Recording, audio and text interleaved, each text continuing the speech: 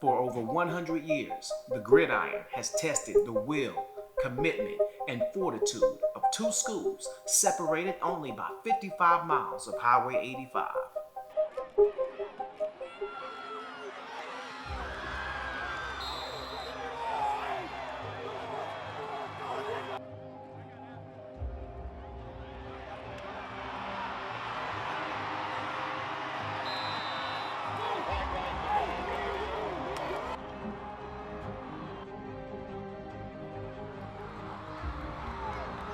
Let's go!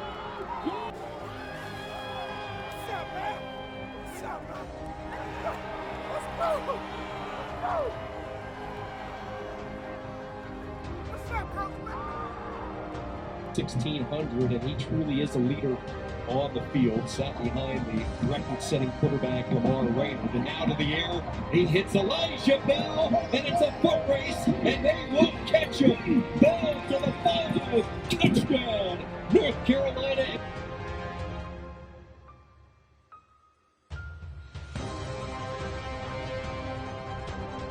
The game is epic. It's coming down to this final drive, and it's what I do. And that's what I want. I want the ball in my hand because I want the storyline to be Hooker helps to drive A&T back, right? The whole scene is set. I used to play pretty good against them. I used to play really, really good against them. I think I didn't enjoy that Kelly Stadium they had up there. I thought the fans was too close to you, you know, because they yell stuff at you, throw stuff at you, go buy a cup of soda, drink part of it. The other half, they're going to hit you in the back of the head with it. It was my third year when I was the drum major when we actually played them. And I think the rivalry got a little stronger back in the early 90s. I think something happened at a basketball game, and then everything was, you know, A&T against Central. It's the exhilaration, the intensity, the agony of defeat. It can sometimes interrupt friendships, yet build traditions. It's simply the greatest HBCU rivalry in the nation. North Carolina A&T versus North Carolina Central, the Aggie-Eagle Classic. I learned how to write a check by coming to A&T. Sounds very simple, but here I am, I was about to graduate and not having any idea how to write a check. An instructor, Dr. John Moores, in manufacturing, asked me if I knew how to write a check. I don't know why he asked me, but he did, and I did. And he took the time out to sit down and have him show me how to write a check. As a matter of fact, he had me a stack of bills and his checkbook, and I wrote check. So once he learned out that once he became aware that I did not know how to write checks, he taught me how, and then also reinforced that teaching as well. And I have to say another thing about Dr. Moore. And there are a couple other instructors too I can even mention, but I can recall, and this actually goes back to the Central game. Prior to the start of the season, no one knew this. Still, my roommate's the only person that knows this. I broke my right foot prior to preseason camp. So I came in, I had a cast on. Coaches, teammates, no one knew that my foot was broken. I had the cast on maybe 2 days. I cut the cast off. And I went through summer camp and 2 days, and prepared myself as normal, killing my foot. But that's how much the rivalry meant. But also, that game against Central, I go in and going after the quarterback again. I dive over the top again.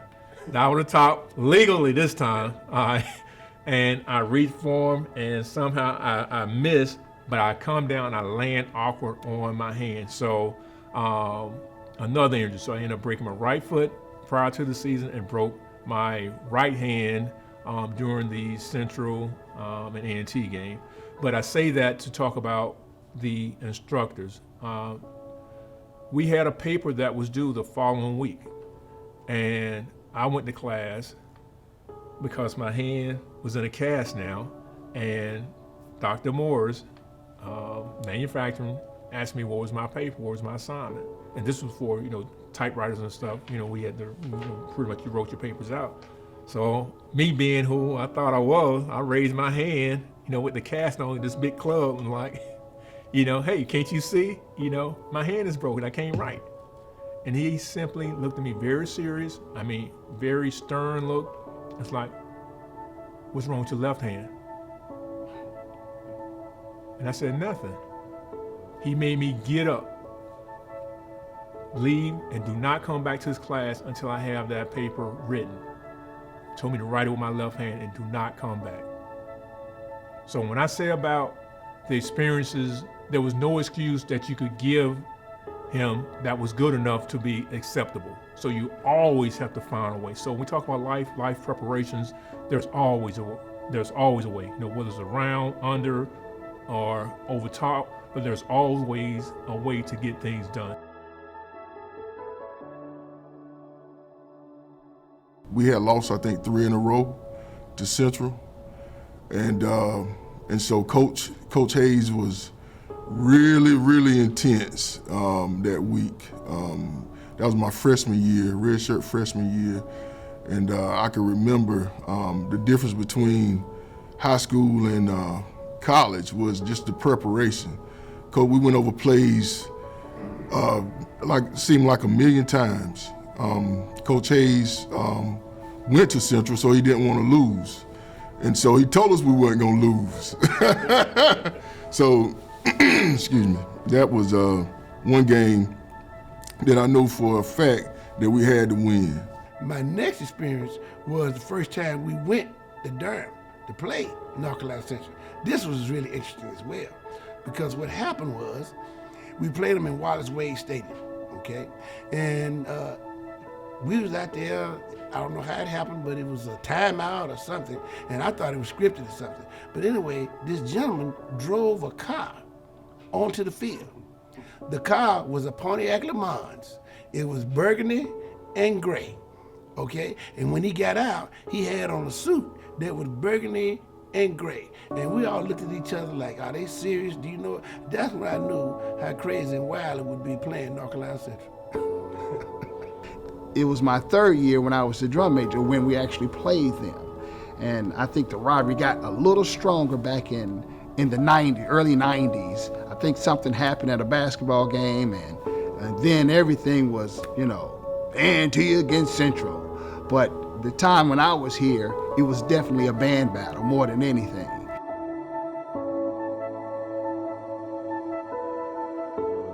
I could remember, and I have a photo at home of me running the ball and a player from Central, I think he was number 50 at the time, I don't know his name, but I have a 22 by 30, I think, photo of the player having his helmet just about falling off his head because of a hit that I delivered to him. And I think that's probably one of the most memorable points in my career against Central. And I've never shared that with anyone on Facebook because of not trying to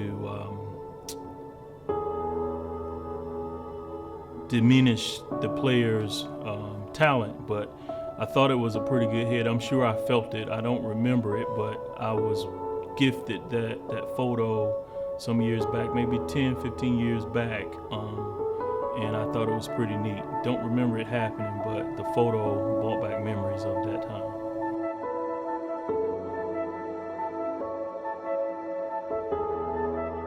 I think it was on, Thanksgiving Day, I believe, if I'm not mistaken. And had a pretty good day. I was the MVP for that game. We beat them. I ran a 91-yard touchdown back, punt return in that game to make sure that we win. But basically, I was always one that making sure I covered down on any position that was having any kind of weaknesses or lack of strength to be able to make sure that we win. And I was kind of like an old man in a child's image invited out there with, young brothers. Right. That was a play I had made on the sideline, and I tackled one of the running backs from Central, and it was on the sideline. A couple of people got bowled over, and I still have the film on that too. A couple of people got, I call it, I said bowling ball, or you got bulldozed, because of the hit. And as I was getting up, one of their teammates or players actually kicked me, while I was down. So when we talk about the intensity of a rivalry, made a shot on the sideline. In my opinion, good hit. Okay, maybe not from their perspective, but the guy didn't get back up. So I walked off, and it was good hit to me. But the guy one of the teammates did kick me on the sideline, and again, it was almost like insult to injury, or adding to the blow that they're already delivering to us. And within a couple of plays later, trying to make something happen, really try to excite the fans, really try to make this game impactful, really try to set the tone and stage going into the next, because basically the game was over with. So Eric Harvey was underneath the was underneath the center and calling his cadence. And I tried to anticipate the snap count. And what actually took place several plays before, I've just been going through, listening to his cadence and following his cadence. Okay, all right, here we go. All right, we call a stunt. This is an opportunity I can get him. You know what I mean? And I went airborne from the middle linebacker position, and they did not hike the ball. And it was too late to stop. So in midair, they didn't hike the ball. I had a collision with Air Harvey, and pretty much all hell broke loose. So you dove over the center? Dove over the center, went atop, hit the quarterback, got through, dodged a couple of their teammates, what have you. Earl went down, and fight broke out. So benches cleared from both sidelines, and that's probably one of the most memorable plays of my career. So with that being said, it was not intentional. Tried to anticipate the snap count, but I cannot sit here and honestly say that I was not fueled by the athlete who kicked me when I was on the sideline. To me, it wasn't any different. We played our first game at Carter Finley in the Aggie-Eagle, and so going and experiencing or being closer back to Eastern North Carolina, where my family could come and see my first game, it was one of those things where I think it was almost a full circle moment, in that they were able to see that, oh yeah, mama's baby is really, really going off to college and is playing football. And so I was more intrigued with, I think, looking up in the stands and finding my mama and seeing where she was than being nervous, more say, about what was ahead of us. One of my best friends was in North Carolina Central's band from my high school. And that was at 1800 Seabrook Road back in Fayetteville, North Carolina, E.E. Smith High School. So I knew he was coming into the stadium with the big hat, a whistle, the mace, and a cape as the drum major of North Carolina Central's band. So I knew he was getting ready to bring a band that was going to show out and do what all he had to do to make the crowd respond. So I knew that was personal for me, and I knew I couldn't let him come in and just take over the A&T's crowd from our band. So me, after he got through performing his halftime show, I knew I had to jump over the hurdle and give it to him with my hat, my whistle, my cape, and my mace, and just outdo his performance. It was an experience that lasts a lifetime. He and I are best friends, but it was still competitive. We had to make sure that our show was the absolute best. And we raised the bar. We had the crowd to their feet, so it was a wonderful experience for me, something I never forget.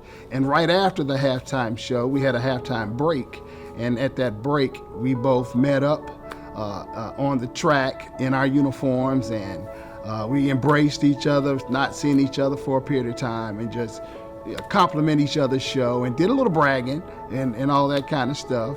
But some kind of way, it was a nice picture taken, and that picture is seen quite often in our A&T Central halftime show battles throughout the years. And I'm proud that that picture still exists, and I get calls all the time about that particular picture. But I will never forget that experience. It was one of my best friends on the other side of the field, and we was going at it, and I know what he was going to bring, and I had to bring more. And of course, we had to show up for Dr. Hodge. But he's the fastest man in the NFL. Okay, Will Stark goes wide to right, and there's a fumble, and let's see who gets the football. The ball is still rolling around, and I don't know. It looks as though we missed it. A&T had an opportunity, and they got it. A&T took the fumble, and that gives A&T the breaks now. As the tide has turned momentarily. Well, that's a momentum stopper right there, or turner. I tell you, that was a big play by North Carolina A&T, able to come up with that fumble. And of course, Central helped it out with a bad snap from center. And a lot of football players, instead of falling on the ball, trying to pick it up and make something happen, consequently that left the door open for the Aggies, so they have it 1st and 10 on Central's 38. We got the ball on our 30 going out, and we're chipping at it. We're knocking it down, and we're getting there, and I'm looking at the clock, and we got about a minute left to go in the game, but it's 3rd down. Call a play, I roll out to the left. I got a receiver in the corner on the scramble drill, and I throw it to him. Robert Massey is 3/4 away at the other goal, on the other side of the other goalpost, runs all the way to the corner of the end zone, dives, picks off the pass. Wow. Game over. When I think about A&T and Central, it's bitter for me. So I think about that. And every time I see Massey, I remind him of how much disdain that I do have for his athleticism. With the A&T band, exciting. It was full of energy. Just marching from Fraser Hall through the campus, A&T's campus, and seeing everybody headed toward the stadium, and the band is creating this parade atmosphere and the pep rally environment, and just getting into the stadium. I mean, that was a nice march, and enjoying that time just getting there. And then that experience in the stadium in itself was just overwhelming for me, my first time as a freshman there. And just to see these, the players, the crowd, the cheerleaders, and of course, being in the band where we sat, and just enjoyed that whole experience. And it was just a phenomenal experience. It turned into what I would say a complete event, and I just loved it ever since. Well, the year in '75 was when we won MAC championship. I never will forget it. We ended up being co-champions because our nemesis then was South Carolina State. We had a hard time getting past them. We got past South Carolina State. We beat them. Central was the last game. South Carolina State beat Central, and we lost to Central. That's what made us co-champions. Wow. Yeah, never forgot it. Wow.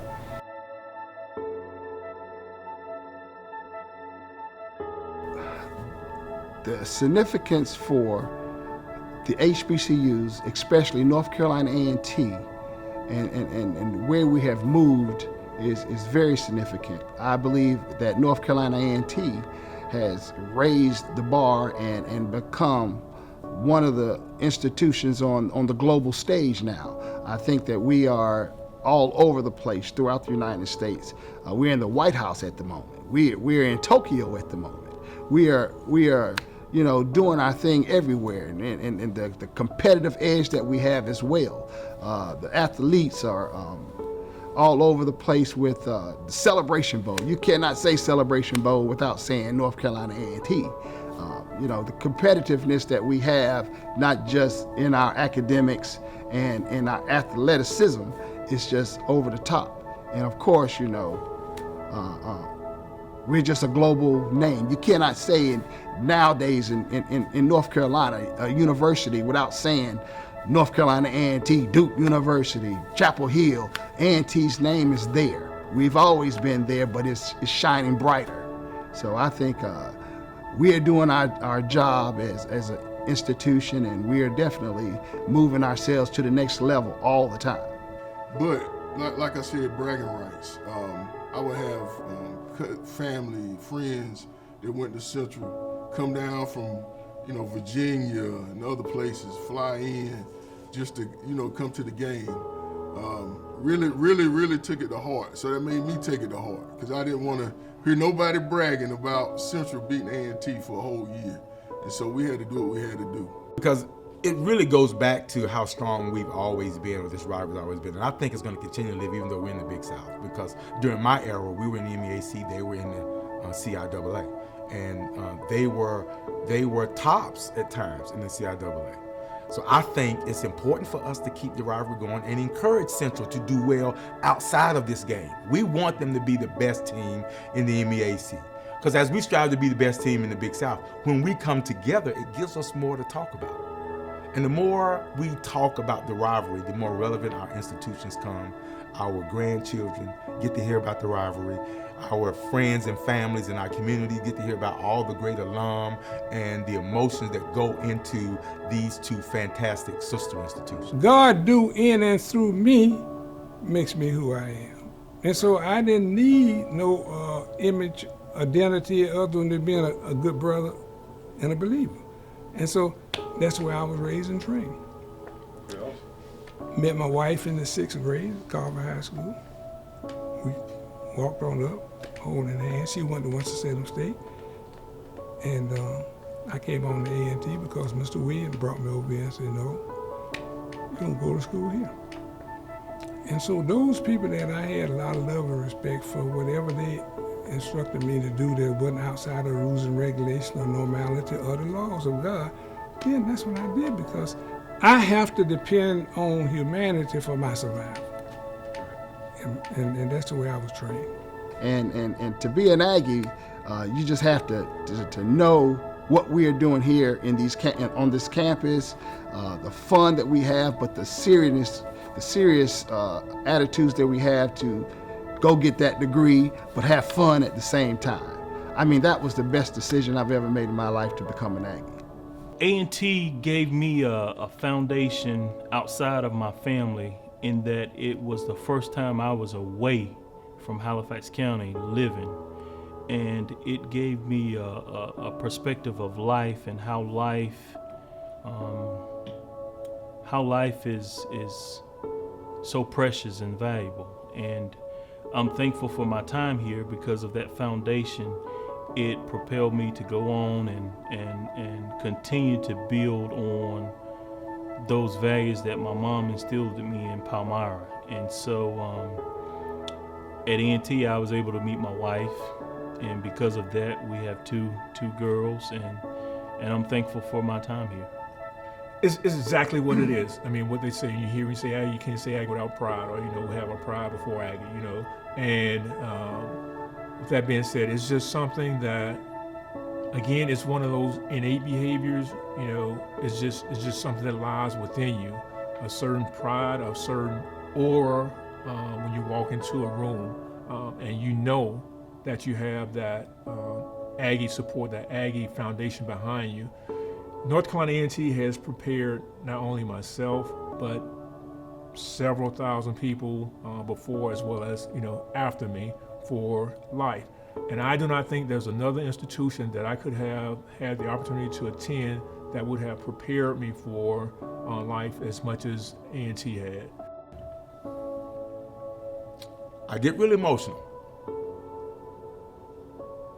when I talk about what A&T has done, not just for me, but for so many people that I've witnessed and I've learned from. They've improved their life, their families' lives, and they've touched the world.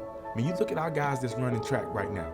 There are people across the world who would have never known that the interlock at A&T means that you come to 1601 East Market Street and you're going to be able to get a meal. You're going to be able to meet somebody that can make your dreams come true. You're going to meet somebody in administration that's going to help you with your financial aid. When you're struggling with mental health and those things, there's always somebody around that has a story like yours that can encourage you to do that. So Being an Aggie for me is life-changing.